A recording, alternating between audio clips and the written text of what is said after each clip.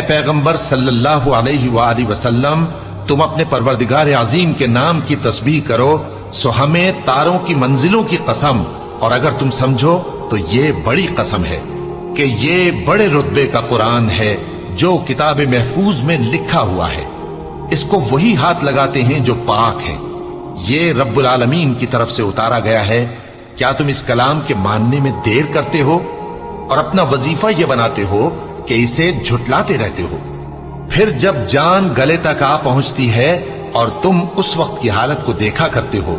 اور ہم اس مرنے والے کے تم سے بھی زیادہ نزدیک ہوتے ہیں لیکن تم کو نظر نہیں آتے۔ بس اگر تم کسی کے بس میں نہیں ہو تو اگر سچے ہو تو تم جان کو لوٹا کیوں نہیں لیتے؟